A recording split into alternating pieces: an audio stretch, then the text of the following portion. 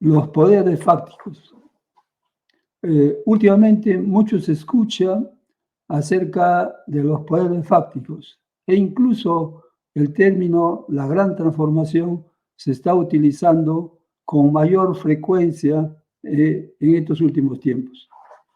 Y es bueno entender este problema, porque tiene una relación muy directa con nosotros. Y es bueno conocerlo con bastante detalle, porque mucho hablamos o mucho escuchamos de los poderes fácticos y poco es lo que conocemos acerca de ellos.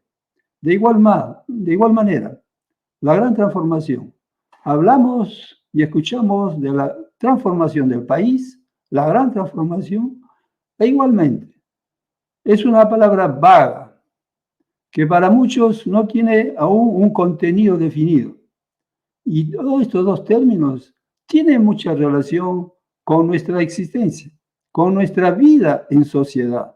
Eso es lo que vamos a comentar ahora. ¿Por qué los poderes fácticos temen a la gran transformación?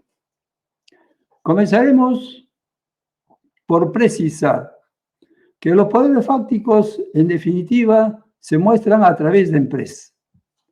Y ya lo sabemos, desde hace varios siglos nuestra economía a nivel mundial está regida y controlada y desarrollada por las empresas.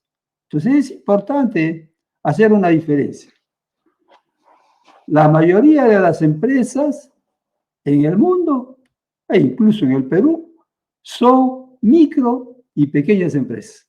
En el caso del Perú, por ejemplo, más del 99% de las empresas son micro y pequeñas empresas.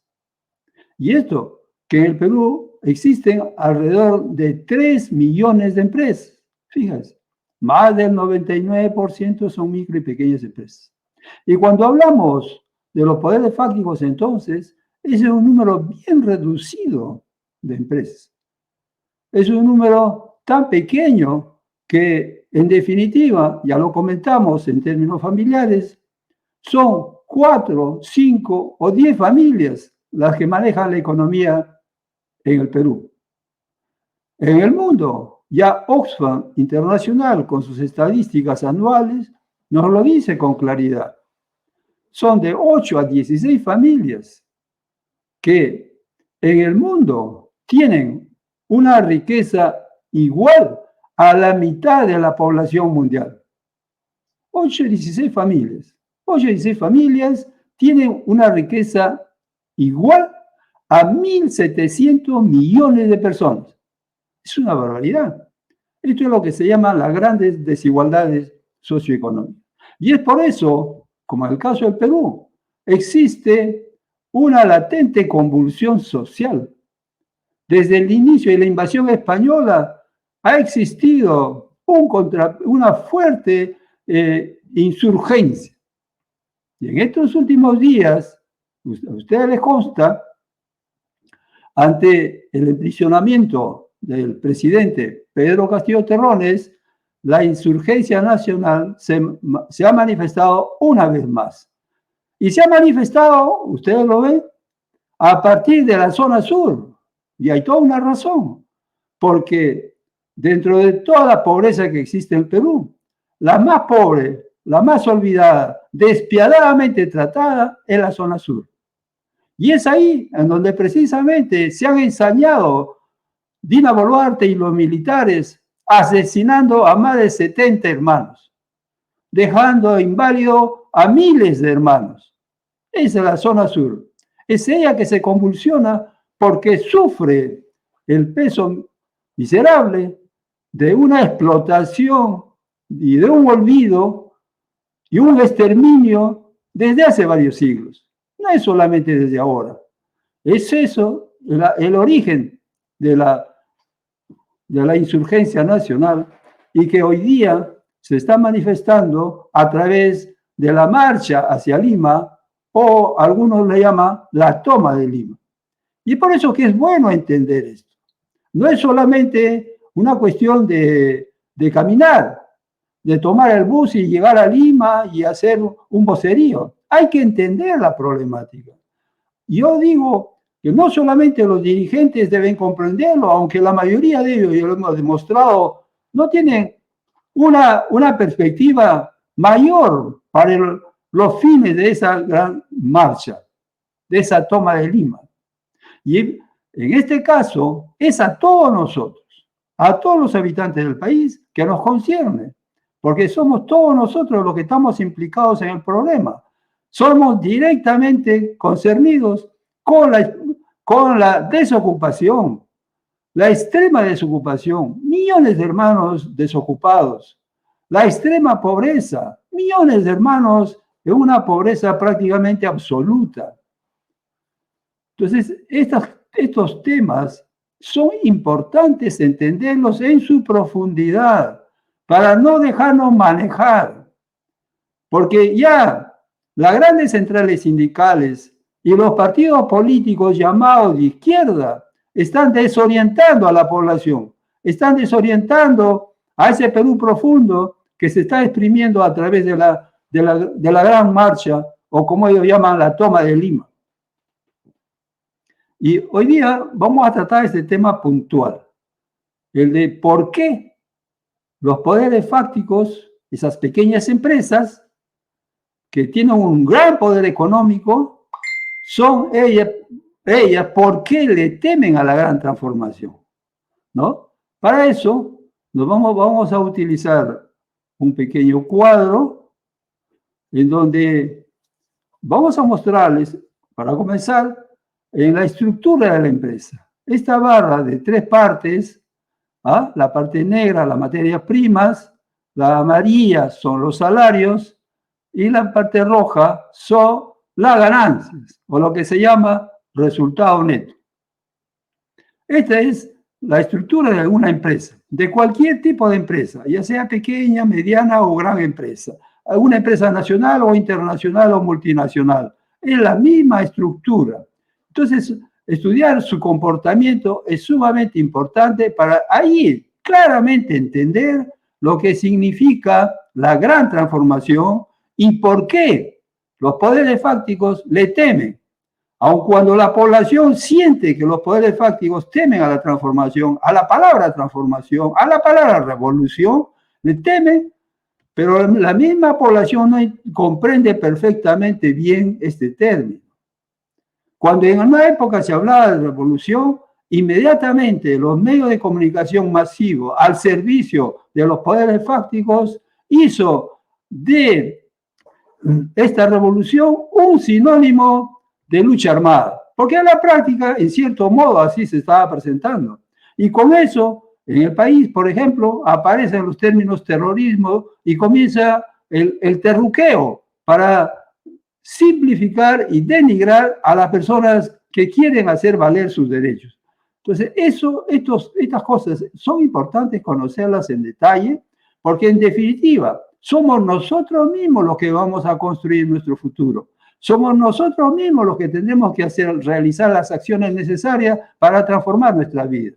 Demostrado está que los partidos políticos, ni los políticos actuales, ni los de ayer, por cierto, han hecho nada o harán para cambiar nuestra vida, para mejorar nuestra situación como pueblo, como país.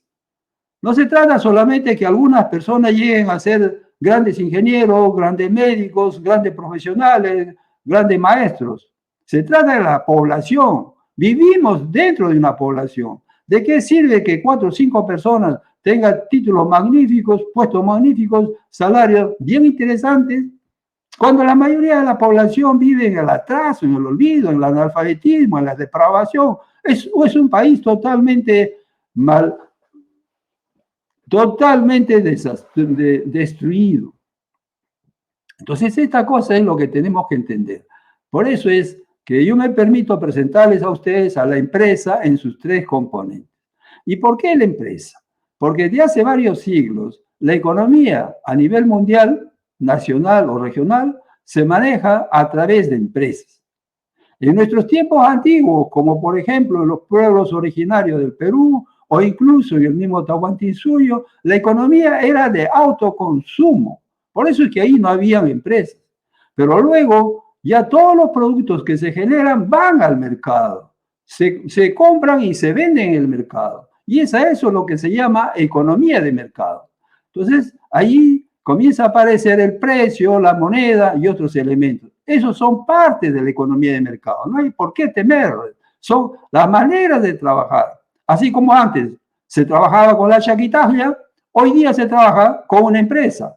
Y es la empresa mucho más eficiente que la chaquitaglia. Entonces, eso es interesante comprender y es por eso es importante comprender la estructura de una empresa. En general, en todas partes del mundo, la empresa tiene esta estructura. La materia prima, los salarios y las ganancias. Pero lo que mucho más nos interesa a nosotros en estos casos es lo que se llama el valor agregado. Y que la suma del valor agregado de todas las empresas se llama el Producto Interno Bruto del país, o lo que se llama generalmente el PIB. El PIB. Y el PIB está compuesto de salarios, esta franja amarilla, y de ganancias, esta franja roja. Cuando sumamos la franja amarilla y la franja roja, es decir, sumamos los salarios y las ganancias, tenemos el total del valor agregado por un país en un ejercicio económico. En un año, por ejemplo, 2022, teníamos un PIB alrededor de los 200.000 millones de dólares. Eso es el PIB, la sumatoria de la masa de salarios y la masa de ganancias, ¿no? Entonces, presentada esta estructura, es bueno entender su dinámica. Y es ahí en donde la parte es mucho más interesante y es más oscura para la mayoría de nosotros. Porque esas partes nunca nos lo muestran ni en las escuelas, peor aún en las universidades.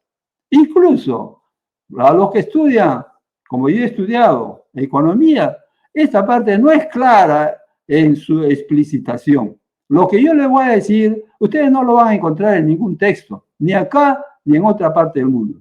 Esta es una manera diferente de ver la problemática con la cual me permito proponer un modelo de solución.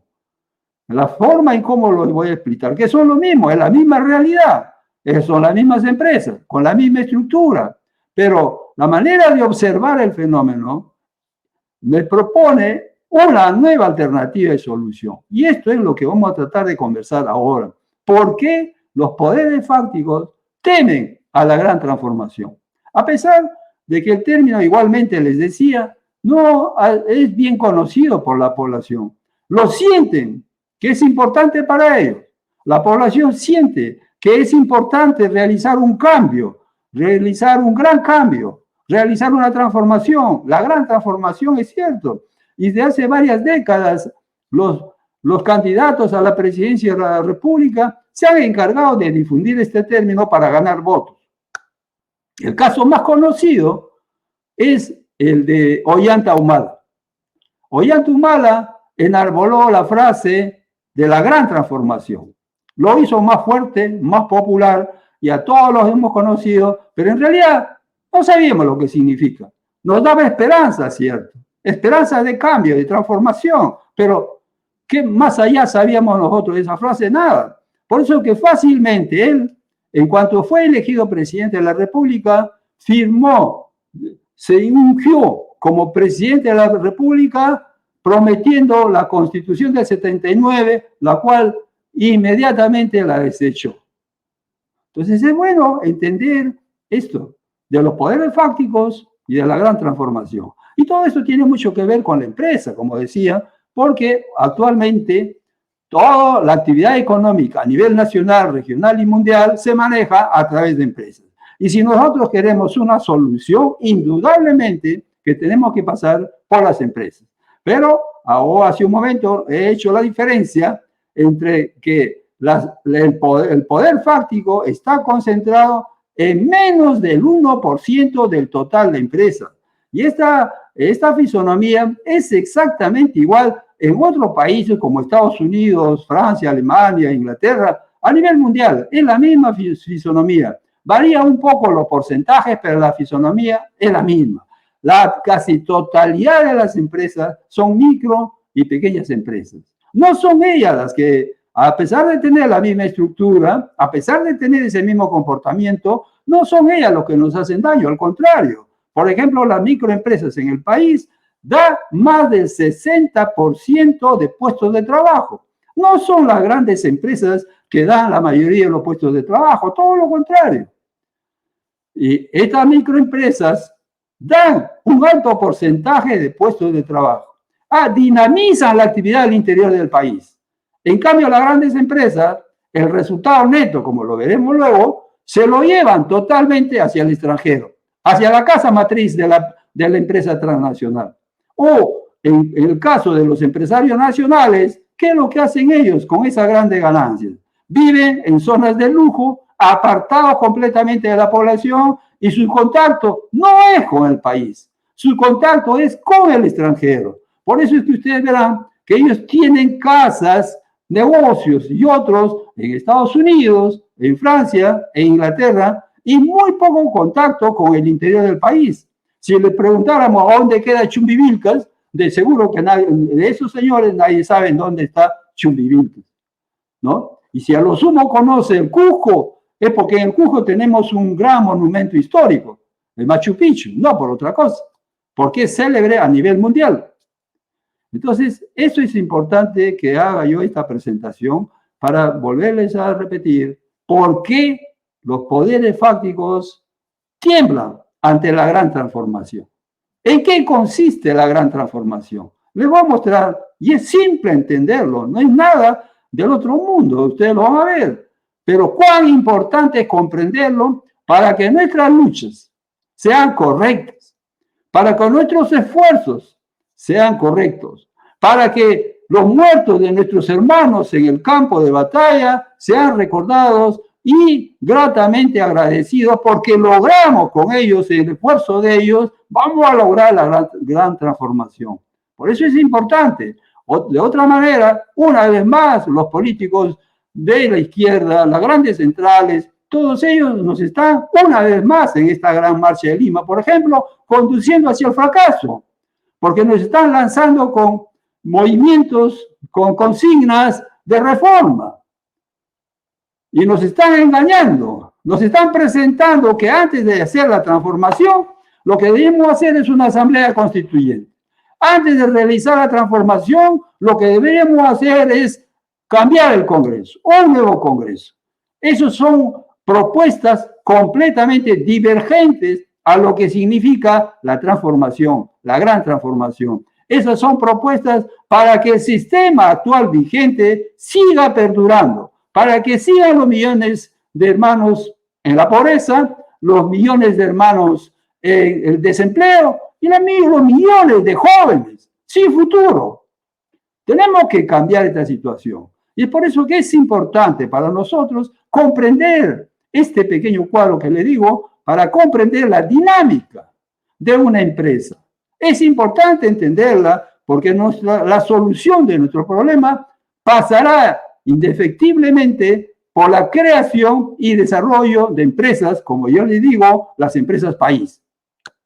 Fíjense, ya les decía, esta empresa que lo represento en esta línea de tres partes, la parte negra es las materias primas y la que más nos interesa para resolver el caso que estamos y comprender el caso que estamos hablando de la gran transformación son estos dos sectores. La zona amarilla, que son los salarios, y la zona roja, que son las ganancias. Salarios más ganancias es el Producto Bruto Interno del país, la creación de riqueza durante el año, o que de otra manera también se le llama valor agregado. Cuando hablamos de valor agregado es porque en el año hubieron puestos de trabajo y hubieron cantidades de ganancias. Masa de salario, masa de ganancias.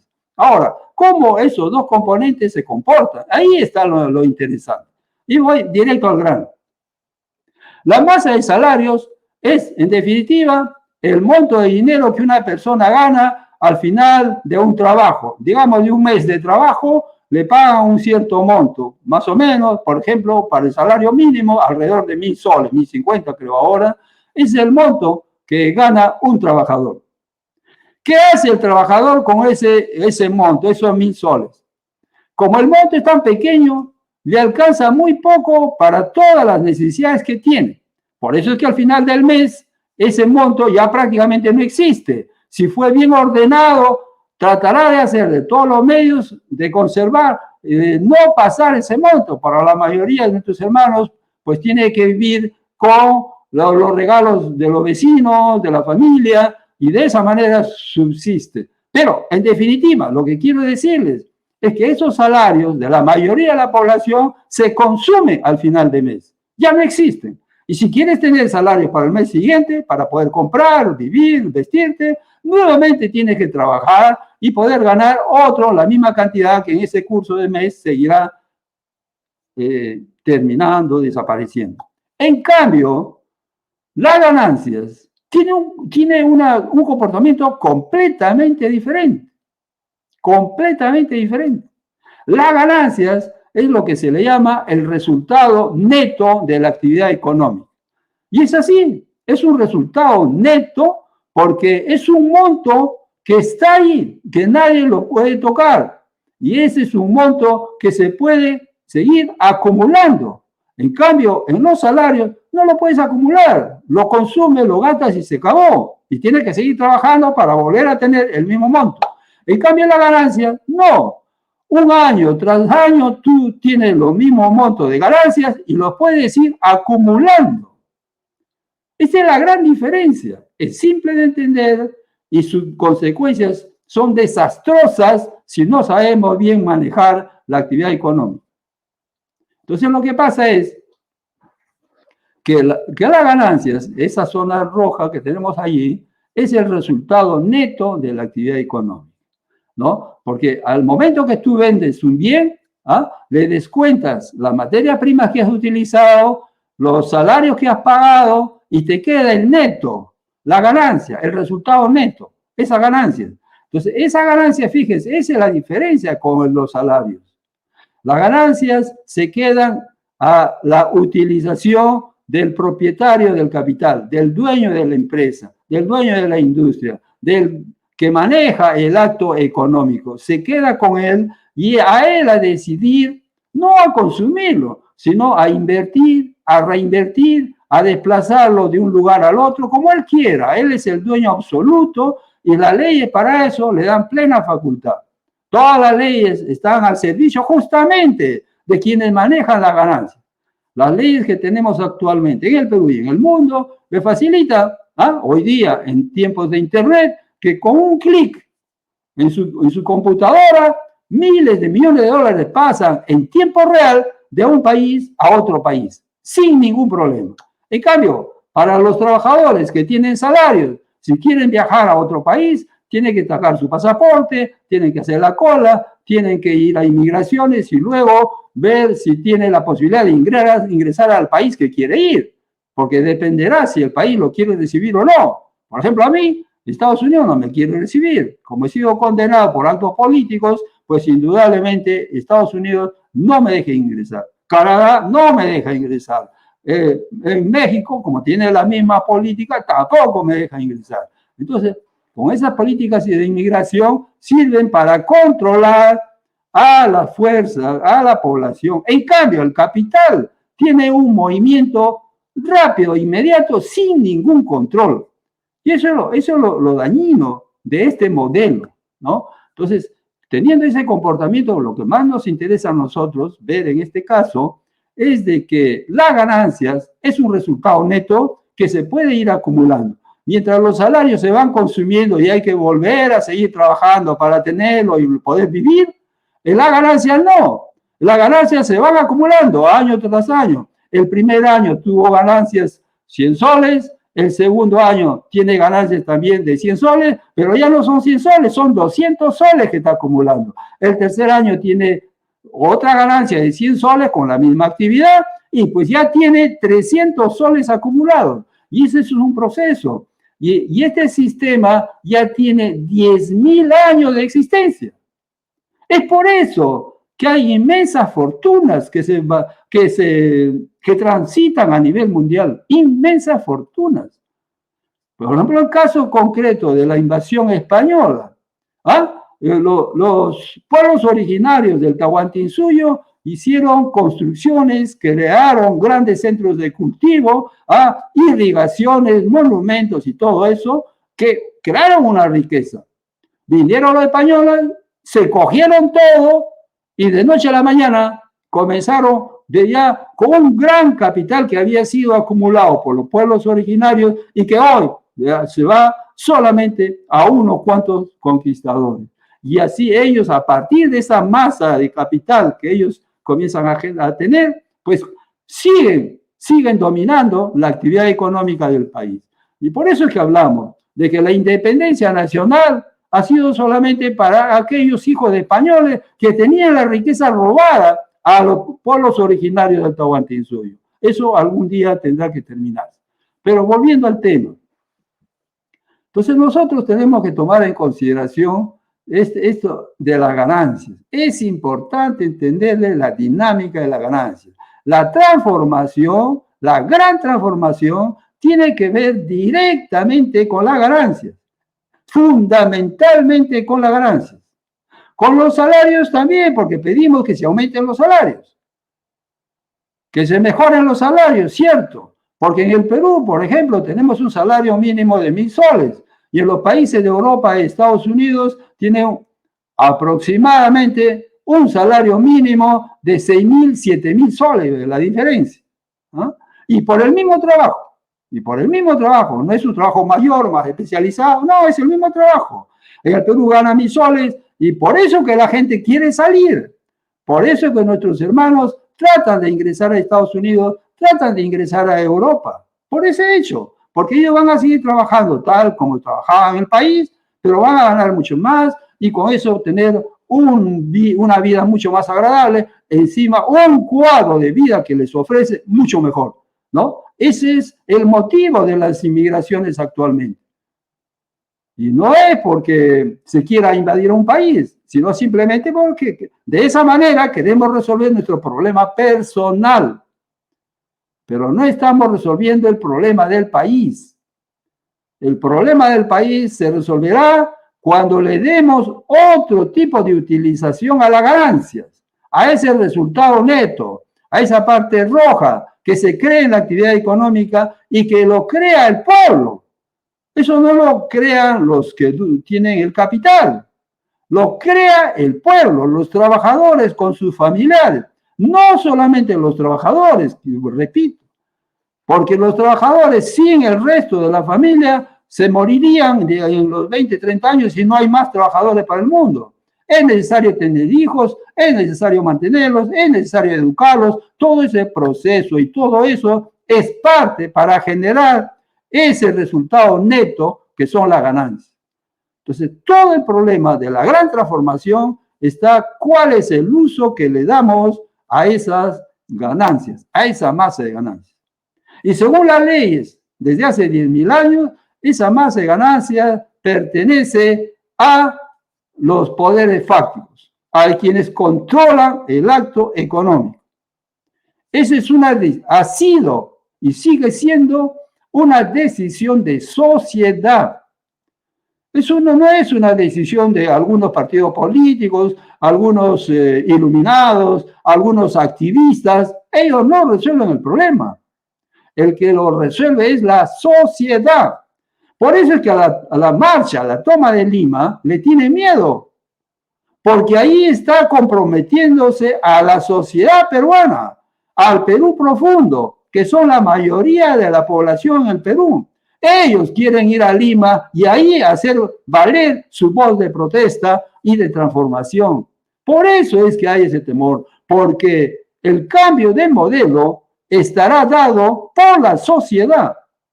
La sociedad es la que aceptó el modelo actual y la sociedad será la que va a cambiar el modelo. Así es de simple. Y el ejemplo histórico está para entenderlo. Cuando llegan los españoles en 1532 al Tahuantinsuyo, al Perú, a Cajamarca, había una repartición más o menos igualitaria de la totalidad de las riquezas del país generadas en el Tahuantinsuyo. Una repartición más o menos iguales. Ya no diré tan iguales, porque ya en los pueblos del Tahuantinsuyo hubieron ciertas formas de que no eran las correctas en una convivencia general. De eso hablaremos otro día.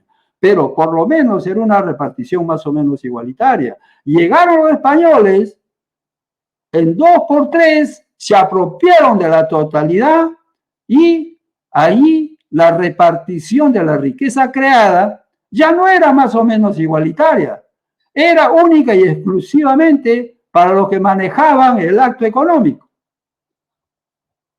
Ahí ustedes están viendo que pasar de un tipo de repartición de las ganancias hacia otro tipo de repartición de las ganancias es un tema que lo decide la sociedad. Y es por eso, porque los poderes fácticos lo saben, aun cuando nosotros todavía somos un poco neófitos en este tema, pero los poderes fácticos, porque ellos manejan la actividad económica, ellos lo saben perfectamente, el temor es precisamente eso, que pasemos de un tipo de repartición que existe ahora, que la totalidad ellos se lo cogen, aun cuando ellos no lo han producido, a otro tipo de repartición de la riqueza creada hacia aquellos que realmente han creado la riqueza. Ese es el gran cambio, esa es la gran transformación. Y esa gran transformación que ellos le tienen miedo. No es a las piedras que le tiramos, a la bulla que hacemos en las calles, no. Lo que ellos tienen miedo fundamentalmente a ese cambio en el tipo de repartición que será dado por una decisión del pueblo. Por eso yo les digo, este es un momento histórico que estamos viviendo en el país. Se está realizando la gran insurgencia nacional. Existe ya de más en más esas personas que quieren concentrarse en Lima para que su voz de protesta sea escuchada. Pero ya no solamente escuchada, porque ahí ya le expliqué, una cosa son las luchas reivindicativas y otras son las luchas de transformación. En la lucha de transformación, como la que queremos hacer, es el pueblo se reúne en una plaza pública y ese pueblo decide. De hoy en adelante, la totalidad de las ganancias de las grandes empresas serán devueltas a la totalidad de la población, porque son ellos los que la han generado. Son esos pueblos del interior, de la selva, de la costa, que han generado esa riqueza. Y a ellos se les debe devolver. Y es la sociedad que tiene que decidir. Es la sociedad. En una reunión, concentración de todos los pueblos del Perú, allí deciden que de ese día en adelante, pues la repartición de la riqueza pasará a ser de otra manera. Ya no solamente para las pequeñas familias que cogen la casi totalidad de lo generado por todo un pueblo, sino que esa riqueza, esas ganancias, volverá a la totalidad de la población en parte más o menos igual. Ese es un nuevo modelo, una nueva forma de repartición, pero tiene que ser el resultado de una decisión del pueblo. Y estando ahora en los términos como se están organizando nuestras sociedades, es indudable que no podemos olvidarnos que existe una fuerza armada. No podemos olvidarnos que existe un gendarme mundial. No podemos olvidarnos que el gendarme mundial controla a las fuerzas armadas de casi todos los países del mundo. Y por supuesto controla a las fuerzas armadas del Perú. Y no solamente los controla, sino que además, ya lo sabemos en estos días y hace bastante tiempo, ingresan contingentes de Estados Unidos para controlar al país. Para decir con ese cuento de la lucha antidrogas, cuando realmente ellos son los grandes consumidores de drogas. No hacen nada en su país para controlar las drogas y vienen acá con el cuento de controlar. Y lo que hacen es controlar al país, controlar totalmente al país. Y no olviden, la casi totalidad de los presidentes que hemos tenido en la República han sido manejados por los poderes fácticos internacionales. Y durante todo el siglo pasado, por ejemplo, ha sido manejado por Estados Unidos. Estados Unidos es el que pone al presidente de la República. No olvidemos, incluso Castillo. ¿Cuál fue su declaración de Castillo? Ser la América para los americanos. ¿Qué hizo comenzando su gobierno? Ir a Estados Unidos. ¿Qué hace Boluarte para congraciarse con el dueño del mundo? Va a visitar a la embajadora de Estados Unidos. Lo primero que hace. Si no podemos nosotros cegarnos, olvidar, desconocer de que quienes manejan nuestra actividad económica actualmente y desde hace buen tiempo es Estados Unidos. Y es por eso que controlando las Fuerzas Armadas de Estados Unidos, él puede manejar tranquilamente a la población. Pero hoy día, que hay una gran insurgencia nacional, que hay ya una mayor comprensión de nuestros problemas y que hemos llegado a la conclusión que somos nosotros mismos los que tenemos que resolver el problema, que ya no son los políticos corruptos, que luego se venden inmediatamente después de ser elegidos, seremos nosotros mismos los que tenemos. Y eso es lo que ellos temen. Ellos temen que la sociedad tome la decisión de desaparecer a los poderes fácticos que dominaban y se apropiaban y que seamos nosotros los que vamos a repartir la riqueza creada entre nosotros mismos. Y ese es el fondo profundo de la gran marcha a Lima. Yo quisiera que los hermanos lo entiendan, porque los izquierdistas ya se montaron prácticamente en esta batalla. Ya ellos comenzaron a decir que se cierre el Congreso, que haya una asamblea constituyente. Y eso son bonitas consignas porque son importantes. Hay que cerrar el Congreso, hay que hacer una nueva constitución, es cierto. Pero se está olvidando totalmente lo fundamental, olvidando entre comillas. Porque lo fundamental no está ahí. Lo fundamental está qué hacemos con las ganancias. Lo fundamental está qué hacemos con las ganancias que actualmente son los poderes fácticos que se lo llevan en su totalidad. ¿Qué hacemos con esa ganancia? Esas ganancias deben volver al pueblo, porque es el pueblo que lo genera. Y eso es lo que temen. Y cuando ellos escuchan la gran transformación, ellos saben con claridad que a eso se refiere. Desgraciadamente, nosotros como pueblo no lo entendemos todavía bien hasta ahora. Sabemos que tenemos que luchar, sabemos que necesitamos una transformación, que necesitamos un cambio, pero no sabemos más. Por eso es que los políticos de izquierda miserables nos traicionan a cada vez. Ese Ollanta Humala incluso dijo, yo juro por la Constitución del 79, lo que significaba recuperar nuestros recursos y hacer la transformación, porque su eslogan era la gran transformación. ¿Y qué hizo? Arrodillarse al capital nacional e internacional y arrodillarse inmediatamente a la embajadora. Su jefa directa era la embajadora, ahí yo me acuerdo. Cuando él quiso hacer un intento para arreglar los problemas de la producción de coca y cocaína, inmediatamente la embajadora le rectificó la plana. E inmediatamente Ollanta Humala se dobló en 4. Un presidente de la República al servicio de una embajadora. No puede ser. Necesitamos soberanía. Necesitamos soberanía. Pero una soberanía que se encamine a esto. De nada nos sirve alardear que somos soberanos cuando la totalidad de la ganancia se va solamente para los poderes fácticos. Esa totalidad de ganancias debe ir hacia la totalidad del pueblo peruano. Más adelante yo les voy a presentar el modelo que propongo y ustedes verán. Y lamento, voy a decirlo nuevamente, lamento que este problema no lo trata el doctor Ramón Ramírez Erazo. Yo lo digo sobre todo a él, porque a los otros candidatos los entiendo. ¿Qué saben de economía, de socioeconomía? Lo único que saben es hacer propuestas. Pero el doctor Ramón Ramírez Erazo, con 7 doctorados, él debería saberlo, y si lo sabe, ¿por qué no lo dice? Porque el modelo que propone el doctor Ramón Ramírez Erazo es simple y llanamente el continuismo. Es decir, que Estados Unidos nos siga manejando, a pesar de que él dice que está en contra, a pesar de que él dice que está en contra de la Constitución Fujimori, a pesar de que él acepta que debemos volver a la Constitución de 79. Pero en el fondo, el tema central es la gran transformación. Y la gran transformación simple y llanamente es que la totalidad de las ganancias de las empresas, de las grandes empresas, pasen a la totalidad de los pueblos peruanos, de la población peruana. Y la única manera de hacerlo, como lo propongo, es generar empresas país, que tiene el modelo inserto en su dinámica.